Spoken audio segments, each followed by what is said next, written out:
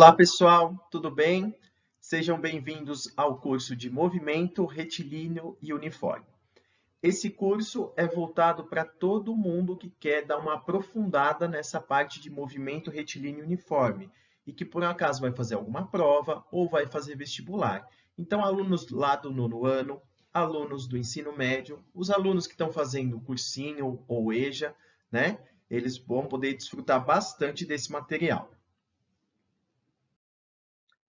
Qual é o conteúdo do curso? A gente vai desenvolver esse curso em vários capítulos. Em cada capítulo dele, a gente vai falar sobre um assunto diferente, tá? Então vamos lá, olha só.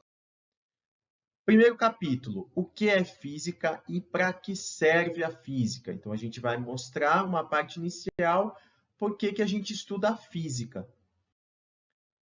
Na segunda parte, segundo capítulo, mecânica e cinemática, que são as partes da física que contêm o movimento retilíneo e uniforme, nessa parte introdutória. Conceitos básicos de cinemática, o que é móvel, o que é referencial, trajetória e espaço, quando o corpo está em movimento, quando o corpo está em repouso, tá bom? Vamos aprender no capítulo 4 o que é deslocamento escalar. No capítulo 5, o intervalo de tempo, como a gente deve calcular. Capítulo 6, velocidade escalar média. Capítulo 7, velocidade escalar instantânea. Capítulo 8, movimento uniforme. Capítulo 9, o encontro de móveis. Capítulo 10, gráficos de espaço pelo tempo. Os gráficos são partes bem importantes nessa parte de física, de movimento retilíneo uniforme, tá? Capítulo 11, o gráfico da velocidade pelo tempo. Capítulo 12, velocidade relativa e deslocamento relativo. E no capítulo 13, as considerações finais, onde a gente vai apresentar para vocês algumas dicas para exercícios, sempre para melhorar o rendimento de vocês, tá bom? Então, vamos lá. Olá, vamos ao capítulo 1, o que é física e para que serve? Se a gente pesquisar no Google, a gente vai encontrar que física é a ciência que investiga as leis do universo no que diz respeito à matéria e à energia, e quais são seus constituintes e suas interações. Uma outra definição que a gente pode encontrar é que a física vem da palavra de origem grega physique, é a ciência das coisas naturais, que estudam as propriedades da matéria, da energia, do espaço e do tempo. Mas, afinal de contas, o que a gente pode falar mais especificamente sobre física? Nós podemos dizer que a física estuda e tem por objetivo estabelecer as leis que se apresentam nos fenômenos naturais, através da observação e do uso da metodologia científica, visando a construção de modelos teóricos e a sua validação através de observação desses fenômenos e, quando possível, reproduzindo-os.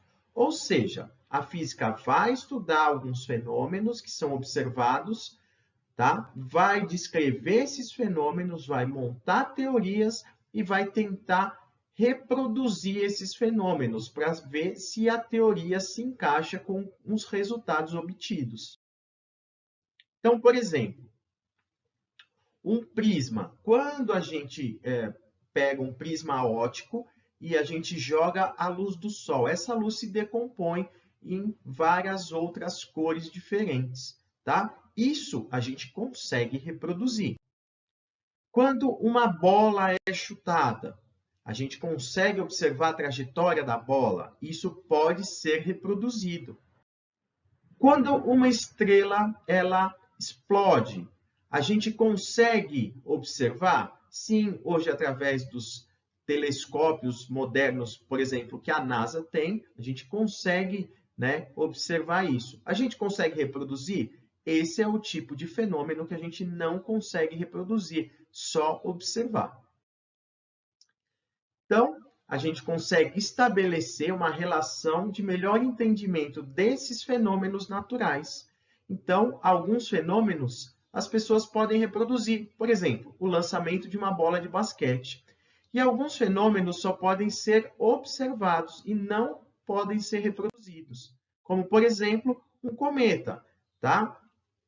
O cometa está passando próximo da Terra, o que acontece? A gente consegue definir trajetória, a gente consegue calcular velocidade, mas a gente não consegue, né, naturalmente fazer um cometa. Depois que são observados esses fenômenos, então, gente, a gente desenvolve as teorias. Então, muitas teorias podem ser testadas na prática, no laboratório. E as outras teorias, elas só podem ser observadas através dos fenômenos naturais e testadas dessa maneira. Uma coisa importante é que quanto mais a tecnologia se desenvolve, tá, melhora os limites de observação desses fenômenos, ou seja, são ampliados, tá, as observações desses fenômenos. Então, a gente consegue validar ainda um número maior de teorias. Uma outra coisa importante é que muitas teorias elas são válidas para alguns parâmetros, ou seja, aquele modelo vale para um certo número de casos. Então, a gente pode ter diversas teorias científicas, cada uma abrangendo ou com uma abrangência diferente. Então, por exemplo, o cara com uma lupa. Com uma lupa, você consegue observar até certos tamanhos, tá, de corpos, de insetos, por exemplo. Se você pegar um microscópio, você vai conseguir observar muito mais do que com uma lupa. Então, conforme a tecnologia foi se desenvolvendo, a gente consegue observar, validar um número maior de teorias. Caso você tenha interesse em pesquisar sobre esse tema, sobre a pesquisa científica no Brasil, eu listei 3 sites aqui que vocês podem buscar no Google. Por exemplo, digitar lá, pesquisa na USP, pesquisa na Unicamp, pesquisa na Unesp. Então, são universidades brasileiras que vocês conseguem ter os resultados das pesquisas que eles estão apresentando e como é feita a pesquisa nessas universidades. É claro que basta você digitar a universidade do seu interesse que você vai conseguir ver como são feitas as pesquisas nesses locais.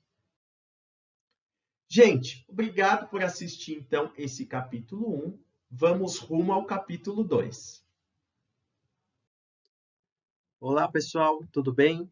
Bem-vindos ao capítulo 2 do nosso curso de movimento retilíneo e uniforme. O que nós vamos falar nesse capítulo? Sobre mecânica e cinemática. Então, vamos lá. O que é a mecânica?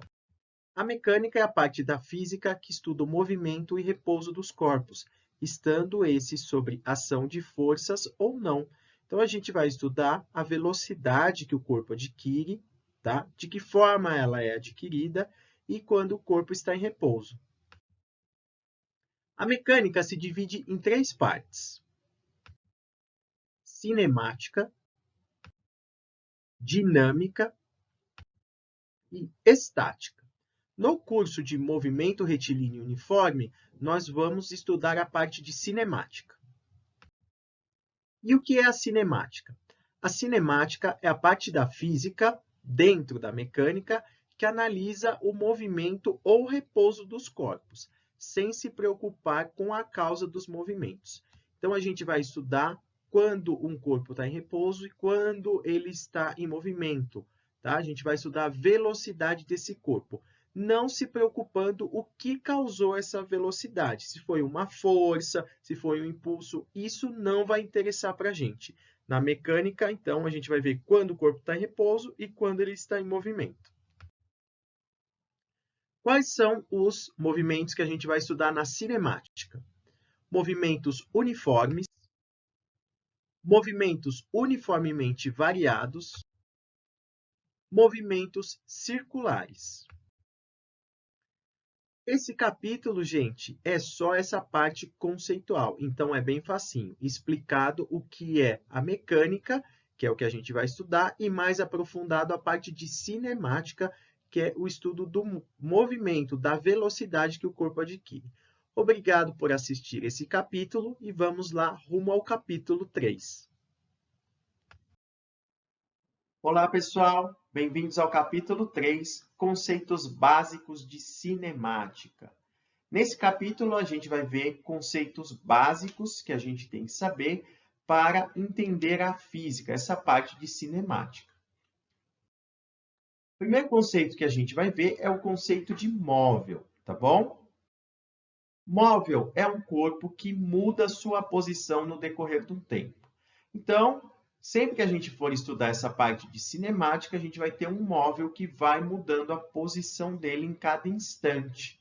Tá? Um corpo que vai mudando a posição dele em cada instante. Esse corpo a gente vai chamar de móvel. Na física, o tamanho desse móvel ele pode ser considerado ou não nos exercícios. Então, a gente tem duas possibilidades de classificação. A primeira é ponto material. O que é um ponto material?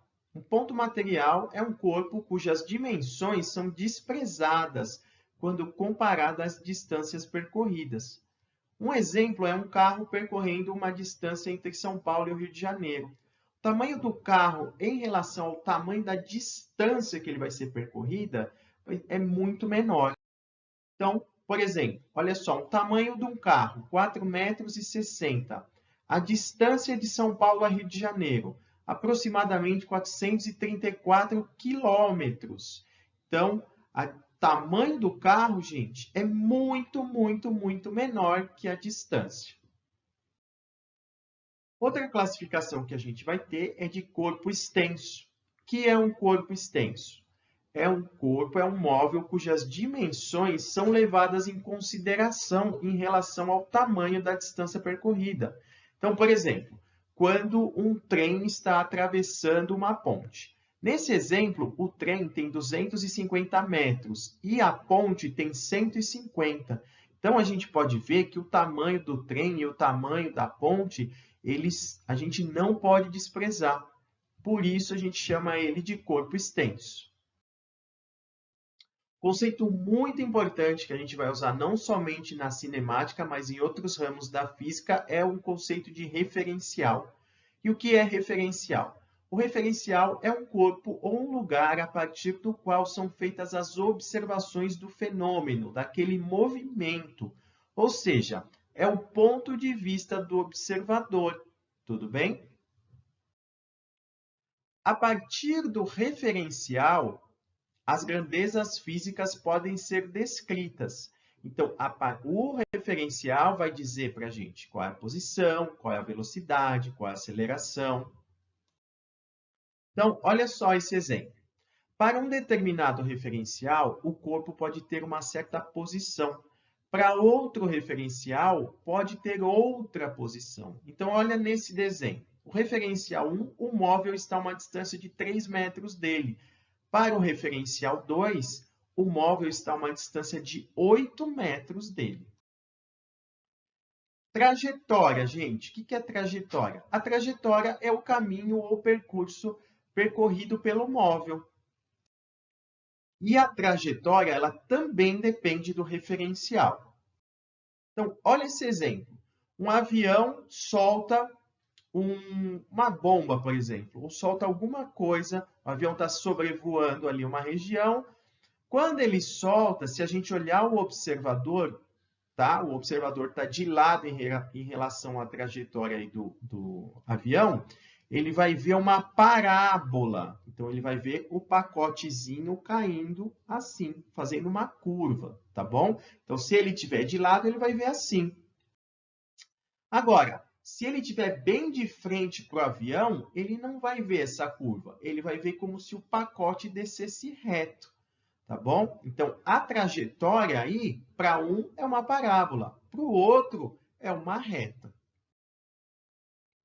Outro conceito bem importante que a gente vai usar bastante na física é de repouso e movimento. Quando o corpo está em repouso? O corpo está em repouso quando a posição dele em relação ao referencial não se altera. E quando o corpo está em movimento? Um corpo está em movimento quando a sua posição em relação ao referencial se altera. Então, olha só um exemplo. Quando você está dentro de um ônibus, o motorista do ônibus, em relação a você, você sendo o referencial, ele está em repouso. Então, você está sentadinho no ônibus, está o motorista lá. A sua posição em relação ao motorista não muda. Então, para você, o motorista está em repouso. Tudo bem? Tá. Agora só, imagina a seguinte situação. Para uma pessoa que está na calçada e vê o ônibus passando, tanto você quanto o motorista estarão em movimento em relação a essa pessoa. Então, agora o referencial mudou. O referencial está na pessoa na calçada. Ela vê você e o motorista passando. A sua posição e a do motorista em relação àquela pessoa estão se alterando. Então, como as distâncias estão se alterando, como as posições estão se alterando, você e o motorista estão em movimento em relação àquela pessoa.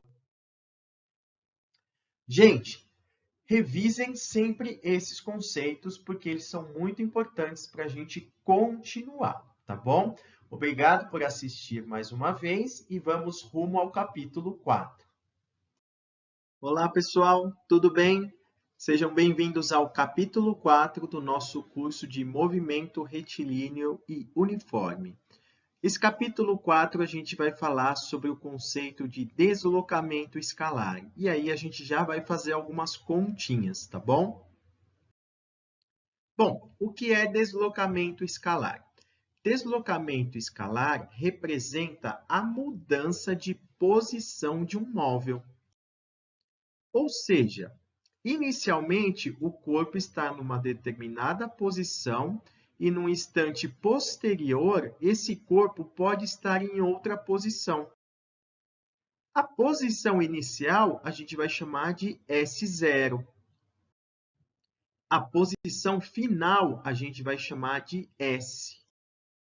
E assim nós podemos calcular o deslocamento escalar, que é o famoso ΔS. Como que a gente calcula o ΔS? ΔS é igual a S menos S0, ou seja, o ΔS, o deslocamento escalar, é a posição final menos a posição inicial. Olha esse exemplo. Um móvel parte do ponto A e chega até o ponto B. Qual é o deslocamento escalar? Bom, olhando o desenho, posição inicial, menos 10 metros. Posição final, 50 metros.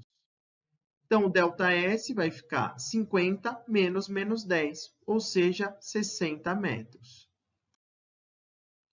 Outro exemplo. Um móvel parte do ponto C e chega até o ponto D.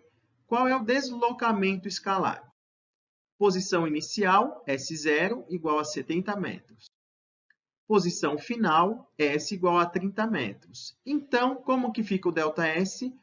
Posição final menos posição inicial, 30 menos 70, menos 40 metros. Sim, gente, o ΔS pode dar negativo. Então, sinal do deslocamento, sinal do ΔS. Quando o ΔS é positivo, a gente chama o movimento de progressivo. Quando o ΔS é negativo, o movimento é chamado de retrógrado, tá bom? Uma coisa importante, deslocamento escalar é diferente de distância percorrida. Para a gente calcular a distância percorrida, basta somar os módulos de todos os ΔS. Então, a distância é o módulo de todos os ΔS. A gente só somar, tá bom? Olha esse exemplo. Determine o deslocamento escalar e a distância percorrida de um móvel que parte do ponto A, vai até o ponto B e para no ponto C. Então, vamos calcular primeiro o deslocamento escalar, o ΔS. O cálculo do deslocamento escalar. O ΔS é a posição final, que é o ponto C, menos a posição inicial, que é o ponto A. Então, vai ficar 30 menos 10, que dá 20 metros. Agora, olha a distância percorrida. Ele vai do A para o B primeiro e depois do B para o C. Então, eu calculo a distância de A para B, que vai dar 50 menos 10, mais o módulo da distância entre o C e o B, 30 menos 50. Isso vai dar 40 mais 20, que dá 60 metros. Então, a gente vê que, nesse caso, já deu uma diferença entre o cálculo do deslocamento, o cálculo do ΔS e o cálculo da distância percorrida. Então, muita atenção com o que ele vai pedir no exercício, tá bom? O que mais aparece, é claro, que é o cálculo do ΔS, do deslocamento escalar. Obrigado por assistir mais esse capítulo e vamos rumo ao capítulo 5. Olá, pessoal! Sejam bem-vindos ao capítulo 5. A gente vai falar sobre intervalo de tempo. Intervalo de tempo, gente, é o tempo que o móvel leva para realizar certo movimento. Nós podemos calcular esse tempo da seguinte maneira. ΔT igual a T menos T0. O que é o T, o T0 e o que é o ΔT? O T0 significa o tempo inicial. O T significa o tempo final. E o ΔT significa o intervalo de tempo. Então, para a gente calcular o ΔT, é só fazer T menos T0. A gente tem que tomar cuidado com as unidades de tempo. Então, eu coloquei aqui um quadrinho para a gente poder transformar uma na outra. Então, por exemplo, de hora para minuto, multiplico por 60. De minuto para segundo, multiplico por 60. Agora, caminho contrário. Eu tenho segundo, quero saber minuto. Divido por 60. E quando eu tenho de minuto para hora, eu também divido por 60. Olha esse exemplo.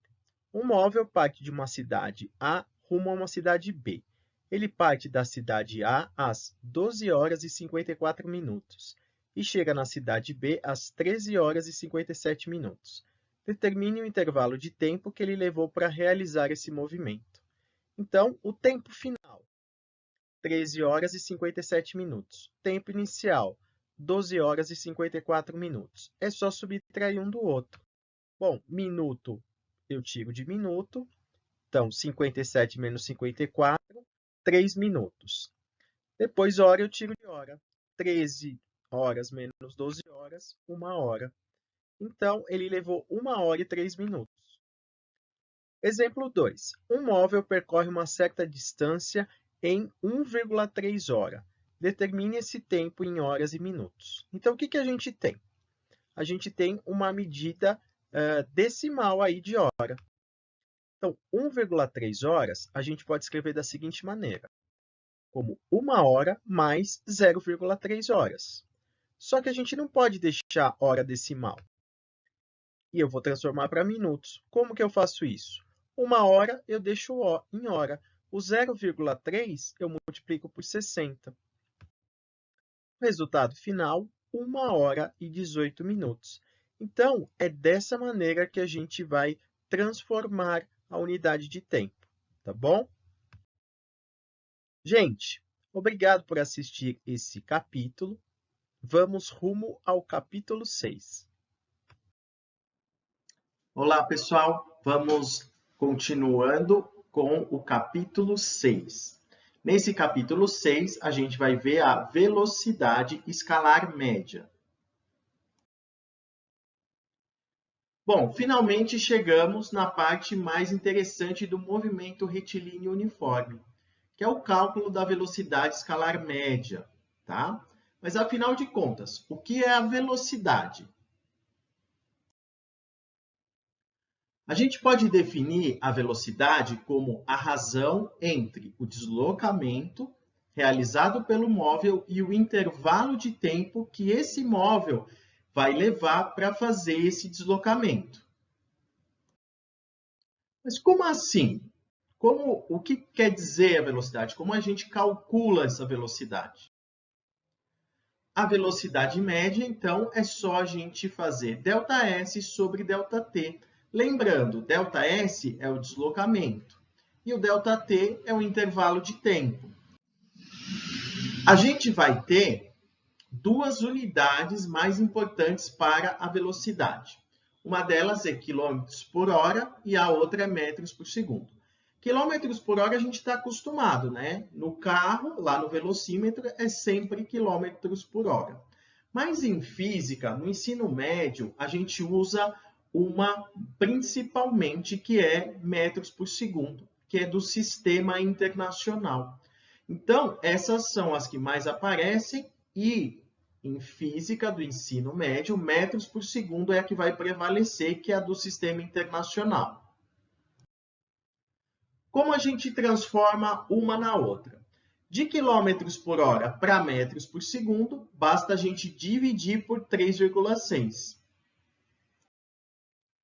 De metros por segundo para quilômetros por hora, basta a gente multiplicar por 3,6.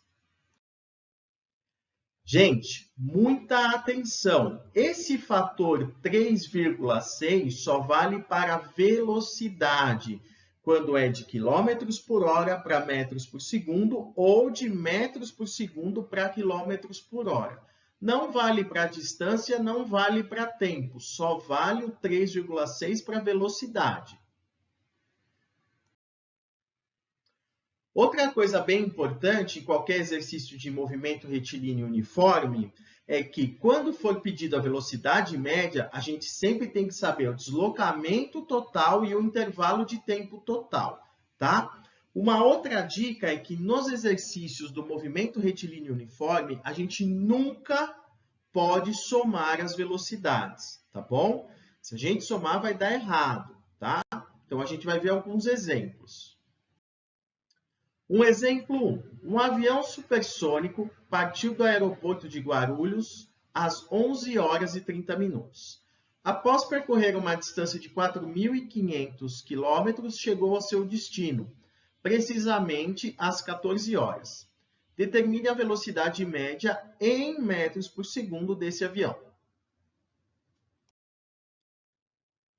Tempo inicial, 11 horas e 30 minutos. Distância, ΔS, 4.500 quilômetros. Tempo final, 14 horas. Então, tempo inicial, que a gente falou, 11 horas e 30 minutos. Tempo final, 14 horas. Então, calculando o ΔT, é só fazer o final menos o inicial. Vai dar 2 horas e 30 minutos. Que a gente também pode colocar como 2 horas e meia. Afinal de contas, 30 minutos é meia hora. ΔS, 4.500 quilômetros. Para calcular a velocidade média, só fazer ΔS sobre ΔT, 4.500 dividido por 2,5. Isso vai dar 1.800 quilômetros por hora, tá? Cuidado com as unidades, porque a distância está em quilômetros e o tempo está em horas. Para passar para metros por segundo, a gente pega 1.800 e divide por 3,6. Isso vai dar 500 metros por segundo. Então, fazendo essa continha, a gente chega na velocidade média em metros por segundo. Bem tranquilo esse exercício, né? Vamos para o exemplo 2. Olha o exemplo 2. Ele é um exercício um pouco mais difícil, mas a gente vai fazer passo a passo. Um estudante vai de carro para a escola. No caminho de ida, o carro percorre a distância com velocidade média de 20 metros por segundo. No caminho de volta, sendo a mesma distância, o carro percorre com velocidade de 30 metros por segundo. Determine a velocidade média total do carro, considerando a ida e a volta. Então, vamos lá. Ele foi a ida com uma velocidade de 20 metros por segundo. A volta com uma velocidade de 30 metros por segundo. Mas, nesse caso, ele não informou para a gente qual é a distância. Como ele não falou, a gente vai chamar a distância entre a casa do menino e a escola, a gente vai chamar de x, tá bom? Então, ele percorreu x para ir e x para voltar. Primeiro passo é calcular o tempo de ida e o tempo de volta. Vamos calcular, então, o tempo de ida. V igual a ΔS sobre ΔT. No V é 20. A distância eu não sei, a gente chamou de x. E o tempo eu também não sei, vai chamar de T1. Multiplicando em cruz aí, a gente vai chegar que o T1 é x sobre 20. Então, isso na ida. Vamos fazer a mesma coisa para a volta. Na volta, V igual a ΔS sobre ΔT. Só que a velocidade da volta é de 30. Então, 30 igual a x sobre T2. Multiplicando aí em cruz, a gente vai ter que o T2 é x sobre 30. O tempo total, gente, é o tempo de ida mais o tempo de volta. Então, a gente vai ter que somar esses dois tempos para saber o tempo total. Então, o tempo total é o T1 mais o T2. X sobre 20 mais x sobre 30, fazendo o MMC, e isso vai dar 5x sobre 60. Então, como vai ficar a velocidade média? ΔS total sobre o ΔT total. O ΔS total é 2x, x da ida e x da volta, sobre o tempo total, que é 5x sobre 60. Conserva o de cima, multiplica pelo inverso do de baixo. Vai dar 120x sobre 5x, cancela o x, 120 dividido por 5 vai dar 24 metros por segundo. Então, vamos lá. Dicas para exercícios quando a gente tem a velocidade média. Primeiro, anotar todos os dados do exercício, tá bom? Anota lá, tempo inicial, tempo final, espaço inicial, espaço final, tá? Isso é muito importante a gente destacar tudo que a gente tem. Depois, escrever as fórmulas do movimento. Nesse caso, V igual a ΔS sobre ΔT. Muitos exercícios de física, gente, basta a gente substituir na fórmula que a gente vai conseguir fazer, tá bom? Aí a gente vai calcular os deslocamentos, os intervalos de tempo, tendo com muita atenção as unidades de medida. Muito cuidado com isso, que às vezes no exercício eles misturam unidades diferentes. Se tiver atenção com isso, consegue fazer de boas exercícios, tá bom? Gente, obrigado por assistir mais esse capítulo. Vamos rumo ao capítulo 7. Olá, pessoal. Bem-vindos ao capítulo 7.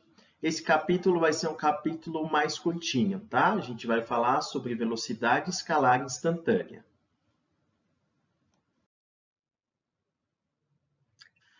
A velocidade escalar instantânea, ela representa a velocidade de um móvel num determinado instante do seu movimento. Ou seja, a velocidade quando o ΔS for muito pequenininho e o ΔT também. Então, a velocidade escalar instantânea representa a velocidade quando o ΔS for pequeno e quando o ΔT for pequeno também, tá bom?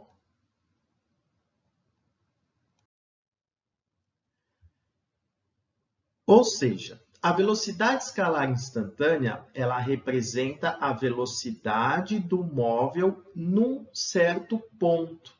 Então, a velocidade escalar instantânea é somente isso, é a velocidade do corpo num ponto. Por exemplo, quando a gente está viajando e a gente olha no velocímetro do carro, está marcando um certo valor, tá?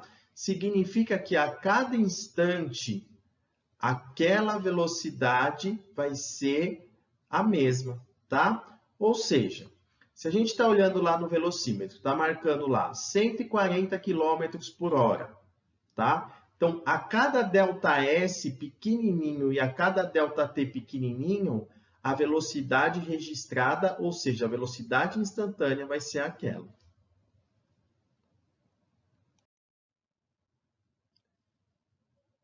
Isso aí, gente, então, é uma aplicação da física na vida real, tá bom? Aproveitando, a gente vai aprender a classificação em relação quanto à velocidade, quanto ao deslocamento também, tá? Bom, a classificação do movimento retilíneo uniforme podem ser duas. Primeiro, quando a velocidade é maior que zero. Quando a velocidade for maior que zero, isso também implica que o ΔS é maior que zero. Se a velocidade é maior que zero, ΔS é maior que zero, então esse é um movimento progressivo, tá bom? Quando a velocidade for menor que zero, significa que o ΔS é menor que zero, ou seja, o movimento é retrógrado. Então, retomando, velocidade maior que zero é velocidade positiva.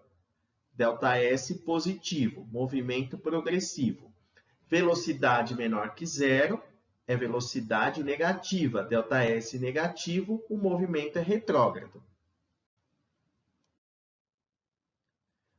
Nos exercícios que a gente estudar no ensino médio, o valor da velocidade instantânea é igual ao valor da velocidade média naquela posição. Então, nos exercícios, quando a gente calcular a velocidade média naquele trecho, é o mesmo valor à velocidade instantânea. A velocidade instantânea é igual. Obrigado por assistir mais esse capítulo. Vamos rumo ao capítulo 8. Olá, pessoal. Dando prosseguimento ao nosso curso de movimento retilíneo uniforme, a gente vai falar sobre movimento uniforme. O que é um movimento uniforme? Movimentos que possuem velocidade escalar média constante são chamados de movimento uniforme. Nesses movimentos, é possível definir uma função e a posição do móvel em cada instante estabelecido. O que quer dizer isso? Quer dizer o seguinte, que a gente consegue escrever uma fórmula, que usando essa fórmula, a gente consegue descobrir a posição que o móvel vai estar no instante que a gente quiser. Essa função, ela tem um nome especial. Ela é chamada de função horária dos espaços. E tem uma fórmula, S igual a S0 mais VT. Cada parâmetro dessa fórmula corresponde, tem um significado, vai representar alguma coisa. Então, o S representa a posição final, S0, posição inicial, o V, a velocidade média, e o T, o tempo. Vamos ao primeiro exemplo. A gente tem aí um móvel na posição 50 e a velocidade dele está 10 metros por segundo. Como a gente escreve a função horária desse móvel? Primeiro, o que a gente tem que fazer para resolver exercícios de função horária? Primeiro, a gente tem que observar o referencial. A gente pode ver que o referencial aí está apontando para a direita, tá? A posição inicial quando a gente começa a analisar o movimento. Quando a gente olha esse desenho, a gente vê que a posição que o corpo está é 50 metros. Então, essa vai ser a posição inicial. E a gente pode também observar a velocidade. A velocidade está no sentido do referencial. Significa que a velocidade vai ser positiva, no caso, 10 metros por segundo. Então, o que a gente tem? S0 igual a 50 metros, a velocidade igual a 10 metros por segundo. Ela é positiva no sentido do movimento. Então, como vai ficar a minha função horária? S igual a 50 mais 10 vezes T. Quando ele pedir a função horária, a gente vai substituir somente o S0 e o V. Então, a gente está estabelecendo uma fórmula daquele movimento. Vamos a um outro exemplo. O que a gente precisa observar para escrever a função horária? Observar o referencial, observar a posição inicial, quando a gente começa a analisar o movimento, e a velocidade, o módulo direção e sentido.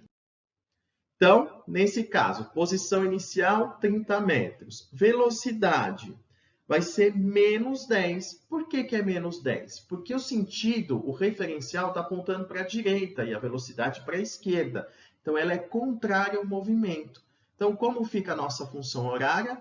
S igual a 30 menos 10 vezes t.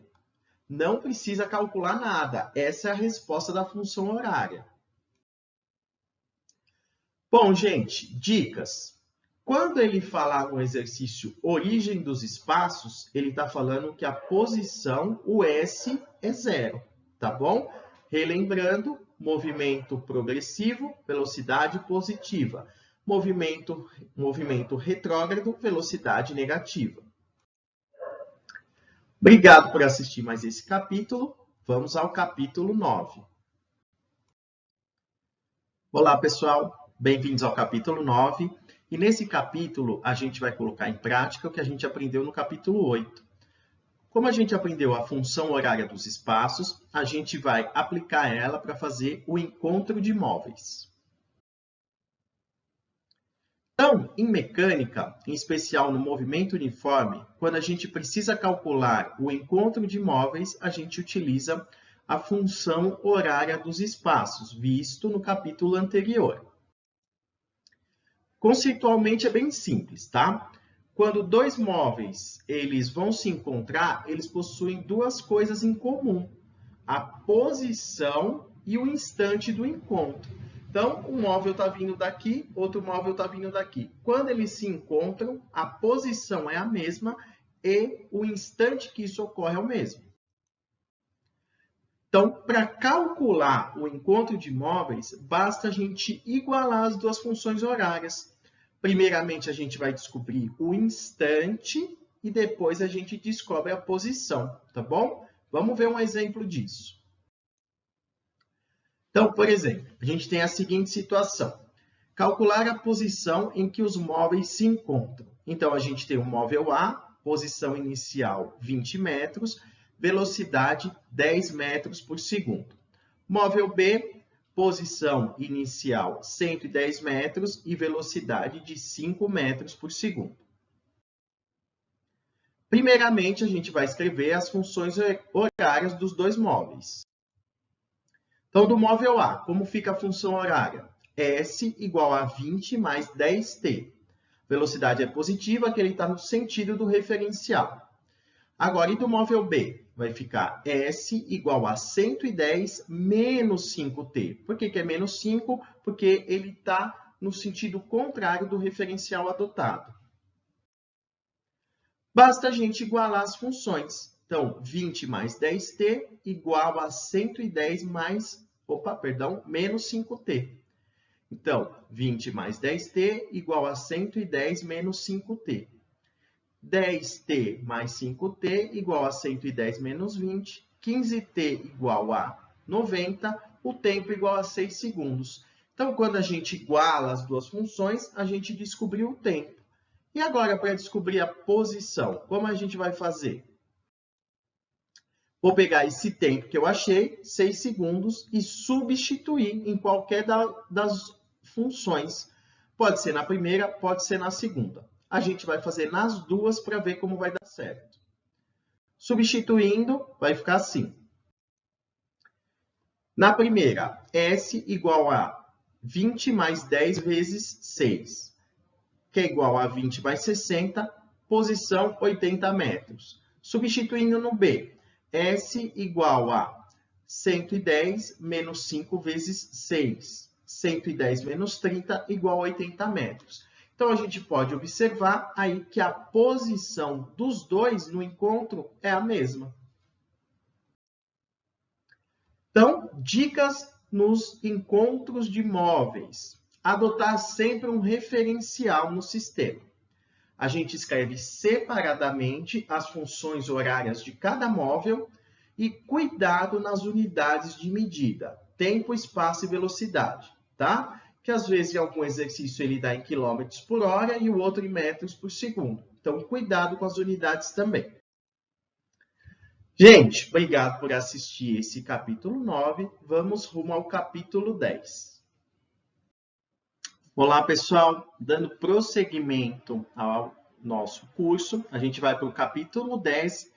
A gente vai ver o gráfico do espaço pelo tempo, tá bom? Como vai funcionar o gráfico do espaço pelo tempo? Como a gente vai construir o gráfico? Esse gráfico, gente, tem tudo a ver com a função horária que a gente viu no capítulo anterior, tá bom? Como que a gente vai fazer? Olha só. Através da função horária dos espaços, é possível a gente construir esse gráfico que vai representar esse movimento, tá? Então, usando tudo que a gente viu lá nos capítulos anteriores, a gente vai conseguir fazer isso. E olha só como vai ficar. Antes de tudo, a gente tem que relembrar que a velocidade positiva, o movimento é progressivo. E a velocidade negativa é o movimento retrógrado, tá bom? Então, esses conceitos, eles vão ajudar a gente na construção do gráfico. Então, esse é o gráfico. O eixo vertical, o espaço, ou eixo Y, que a gente chama, né? É o gráfico, que a gente representa a letra S. O eixo horizontal é o tempo, tá bom? Então, olha como vai ficar. Se a minha reta estiver subindo, significa que o meu movimento é progressivo, significa que a velocidade é positiva. Então, reta subindo, velocidade positiva. Esse ponto onde a minha reta cruza o eixo S, o eixo vertical, é a posição inicial. Exatamente isso, é o S0, tá bom? Então, se o gráfico estiver descendo, o movimento é retrógrado, a velocidade é negativa, tá? E onde cruza o eixo S, o eixo vertical, é o ponto inicial, a posição inicial, é o S0, tá bom? Então, por exemplo, vamos construir o gráfico da função S igual a 20 mais 10t. Para construir o gráfico, gente, a gente precisa observar algumas informações. São elas a posição inicial e a velocidade, tá bom? Então, nesse caso, como a gente já tem a função, a gente tem as duas informações. Posição inicial 20 metros e a velocidade 10 metros por segundo. Então, a gente vai construir o gráfico. Olha como ele vai ficar. Posição inicial, 20 metros. Eu já sei que é naquele pontinho, no eixo S. Para obter valores para a gente construir a reta, a gente vai utilizar essa função. A gente vai substituir o tempo para descobrir a posição. Então, por exemplo, quando o tempo for 1? Quando o tempo for 1, a gente substitui ali no lugar do t, a posição vai dar 30. Quando o tempo for 2, a gente substituir, a posição vai dar 40. Então, a gente vai ter mais 2 pontos. Então, quando o tempo for 1, a posição é 30. Quando o tempo for 2, a posição é 40. Como a gente tem esses pontos, a gente traça a reta, ok? Aí a gente vai obter o gráfico. Tranquilo, certo? Bom, a gente pode observar, mais uma vez, que os conceitos de função horária são aplicados no gráfico. Velocidade positiva, movimento progressivo, gráfico para cima, reta para cima. Bom, e se a gente tiver um gráfico? A gente vai fazer o contrário agora. A gente tem o gráfico e a gente vai obter a função, tá? Então, é possível sim a gente obter. Então, olha só, a gente tem esse gráfico de espaço pelo tempo, tá? Bom, a gente já pode ver que a velocidade aí vai ser negativa. Como a gente sabe, que o gráfico está descendo. Aí eu sei que quando o tempo for 10, a posição é 5, e quando o tempo for 50, a posição é 30. Então, como que a gente vai obter os dados, a função horária? Bom, primeiramente, a gente vai observar esses valores. Quando o tempo for 10, a posição é 5. Quando o tempo for 50, a posição é 3. Outra coisa, né, que a gente já viu, que a velocidade é negativa, o movimento é retrógrado, o gráfico está descendo. Eu vou substituir esse tempo e esse espaço na função horária, no S igual a S0 mais VT. Tá? Então, vai ficar 5 igual a S0 mais 10 vezes V e 3 igual a S0 mais 50 vezes V. E isso vai cair num sisteminha. Quando a gente resolve esse sistema, a gente vai chegar que a velocidade é menos 0,05 metros por segundo e o espaço inicial é 5,5 metros. Então, substituindo, já que a gente encontrou o S0 e o V, a gente vai ter S igual a 5,5 menos 0,05T. Então, se a gente tem o gráfico, pego os valores de S, substituo na função e de T, substituo na função. Resolvo o sistema e vou chegar no S0 e no V, obtendo assim a minha função horária. Bom, gente, dicas para esse tipo de exercício. Use sempre os conceitos anteriores para a gente determinar o espaço inicial e a velocidade. Use uma tabela quando você tiver que fazer o gráfico, vai facilitar, tá bom? Como o gráfico sempre vai ser uma reta subindo ou uma reta descendo, basta a gente fazer dois valores. Por quê? Para definir uma reta, a gente só precisa de 2 pontos, tá bom? Outra coisa, trace o gráfico utilizando régua ou papel quadriculado, porque aí vai facilitar, o gráfico vai ficar bonitinho, vai ficar fácil de entender. Obrigado por assistir mais esse capítulo, vamos rumo ao capítulo 11. Olá, pessoal! Continuando o nosso curso, nós vamos para a parte de gráfico de velocidade pelo tempo. Esse aqui, gente, é mais fácil que o outro gráfico. Por quê? No movimento retilíneo uniforme, a velocidade é constante. Então, a velocidade nunca muda. Esse gráfico vai ser constante. Então, quando a gente fizer o gráfico de V por T, a gente vai ter uma reta paralela ao eixo horizontal, tá bom? Por que isso? Porque a velocidade não é alterada. Então, se a velocidade for positiva, essa reta vai ficar acima do eixo dos tempos. Se a sua velocidade for negativa, vai ficar abaixo do eixo dos tempos. A gente pode ver que a reta é paralela ao eixo do tempo, significa que a velocidade é constante. Esse gráfico, além desta informação, ele dá mais uma informação para a gente. Por exemplo, se a gente tiver o gráfico aqui da velocidade pelo tempo, velocidade positiva, o gráfico está para cima do eixo dos tempos. Se a gente fizer a área desse gráfico, a área ela é numericamente igual ao deslocamento, é numericamente igual ao ΔS. Então, essa área aí, nesse caso, é um retângulo, tá? Então, se a gente fizer a área desse retângulo, a gente vai ter o ΔS. Como a velocidade é positiva, o ΔS vai ser positivo. Caso essa reta tivesse embaixo, na parte de baixo, o ΔS seria negativo, tá bom? Então, olha só nessa figura. A linha, o gráfico, a reta, perdão, está abaixo do eixo dos tempos. Significa que a velocidade é negativa. Se a velocidade é negativa, o ΔS é negativo. Então, quando a gente fizer a área, né? O valor dela, a gente põe o sinalzinho de menos para ficar negativo. Significa que esse ΔS é negativo, o movimento é um movimento retrógrado, ok? Então, as dicas que a gente pode ter. Observe no gráfico que as velocidades positivas são representadas por retas na parte de cima do eixo dos tempos.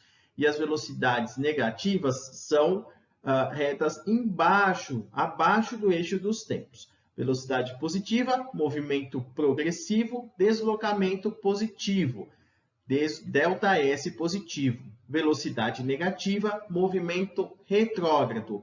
O deslocamento é negativo, ok? Obrigado por assistir o capítulo 11. Vamos rumo ao capítulo 12. Olá, pessoal. Bem-vindos ao capítulo 12. Esse é o capítulo final da matéria, tá bom?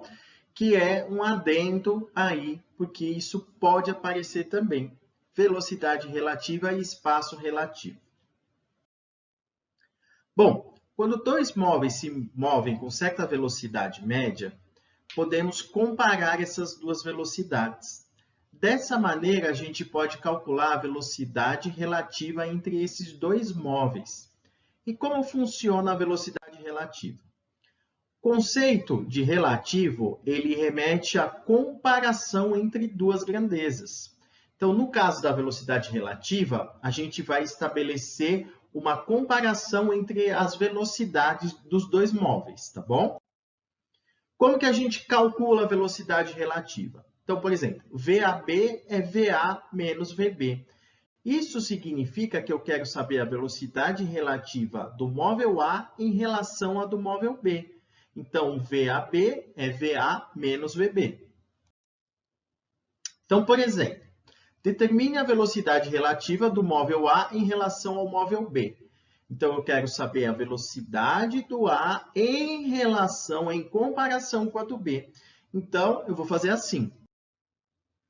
VAB igual a VA menos VB, que vai ficar 10 menos 5. Por que menos 5? Porque está no sentido contrário, tá bom? Então, vai ficar 10 mais 5, que é 15. Então, a velocidade relativa do A em relação ao B é de 15 metros por segundo. E se eu quiser fazer o contrário, a velocidade relativa do B em relação ao A? É só fazer VB menos VA. Bom, e o espaço relativo? O espaço relativo ele é utilizado em algumas situações específicas, tá? É mais difícil aparecer esse conceito, mas dá para a gente explicar, dá para entender também, para a gente ter o domínio de toda essa parte do movimento uniforme. Então, olha só, imaginemos a seguinte situação. Um caminhão de 12 metros de comprimento e velocidade constante de 15 metros por segundo está numa estrada, quando num determinado instante, um carro de 3 metros de comprimento e velocidade constante de 20 metros por segundo está colado na traseira desse caminhão. Então, em quanto tempo esse carro terá ultrapassado totalmente o caminhão? Então, tá vendo? Aqui, gente, para fazer, como é uma questão de ultrapassagem, a gente poderia até pensar, vou usar a função horária. Só que tem um problema, eu não tenho as posições finais e iniciais, tá? Então, aí a gente vai fazer por velocidade relativa. Eu fiz um desenho aqui, um esqueminha, representando o caminhão e o carro. Ambos estão indo no mesmo sentido, tá? Então, como que a gente vai fazer? Eu vou fazer, como o carro é mais rápido, eu vou fazer VBA, a velocidade do carro menos a velocidade do caminhão. Então, vai ficar VBA igual a ΔS de BA, que é o espaço relativo do B em relação ao A, que nada mais é do que o tamanho do carro mais o tamanho do caminhão. Tudo bem? Então, vamos fazer a velocidade relativa do B em relação ao A. 20 menos 15. ΔS relativo é o espaço do caminhão, é o tamanho do caminhão, mais o tamanho do carro. Porque para o carro ultrapassar, ele tem que passar todo o caminhão mais o tamanho do próprio carro. Então, é o tamanho do caminhão mais o tamanho do carro. 12 mais 3, 15. Então, calculando isso aí, o ΔT vai dar 3 segundos. Então, o carro está avançando e o caminhão também está avançando. Tá? Por isso que a gente tem que fazer dessa maneira. Se a gente quisesse saber o deslocamento do carro, aí era só fazer a velocidade do carro, V igual a ΔS sobre ΔT. Se eu quisesse saber qual a distância que o caminhão percorreu, é só fazer a velocidade do caminhão igual a ΔS sobre ΔT. A gente teria dois ΔS diferentes, porque o carro tem que percorrer uma distância maior do que o caminhão para ele ultrapassar o próprio caminhão. Então, esse ΔS de BA é chamado de deslocamento relativo. Então, quando a gente vai ultrapassar um carro na estrada, por exemplo, a gente tem que levar em conta o tamanho desse carro ou desse caminhão que a gente vai ultrapassar. Então, gente, dicas. A velocidade relativa, então, é uma comparação entre as velocidades de dois móveis. O espaço relativo, apesar de importante conceitualmente, ele aparece pouco em exercícios, tá bom? Mais uma vez, cuidado com as unidades de medidas dos exercícios e o que ele está pedindo no exercício. Obrigado por assistir o nosso curso, tá bom? Agora nós vamos ter algumas considerações finais. Olá, pessoal! Agora são as considerações finais do nosso curso que podem ajudar ainda mais vocês nesse estudo de física. Bom, todo o curso foi estruturado de uma forma de apresentar um movimento uniforme para estudantes do ensino fundamental e ensino médio, até estudantes de cursinhos pré-vestibular. Eu procurei explicar e exemplificar de uma forma fácil, que seja compreensível para todos, tá bom? Eu recomendo que qualquer dúvida que vocês tenham, vocês assistam novamente os vídeos para retomar esse conteúdo, tá? Outra recomendação é buscar exercícios. Eu vou deixar aqui um site que vocês podem acessar e vai ter exercícios de toda essa parte do curso, tá? Gratuito e vão estar com resposta, tá? Vocês podem acessar quantas vezes vocês quiserem e tem materiais também de outras partes de física e de matemática também, tá bom? Para os alunos e alunas que buscam as principais faculdades e universidades do Brasil, eu recomendo que vocês foquem também em exercícios de vestibular, tá bom? Então, peguem lá exercícios da FUVEST, do Enem, né? Unicamp, Unesp, que são os vestibulares assim, com maior gabarito do país, tá bom? Gente, o estudo em si, ele não é fácil, tá? Muitos conceitos são conceitos novos para muita gente, mas dá para aprender, tá bom? Principalmente fazendo exercício, beleza? Então, assistam esse curso quantas vezes vocês quiserem, tá? Vai ficar aí disponível para vocês. Acessem as listas de exercícios e façam essas listas. Desejo a todos uma boa sorte, tá bom? Vou deixar aqui a bibliografia que foi utilizada. Essa aqui, eu usei 3 livros de ensino médio para montar esse curso, tá bom? Nesses livros, vocês também vão encontrar os conceitos que eu apresentei no curso, tá? E, então, fica a todos aí a minha gratidão e desejo a todos boa sorte.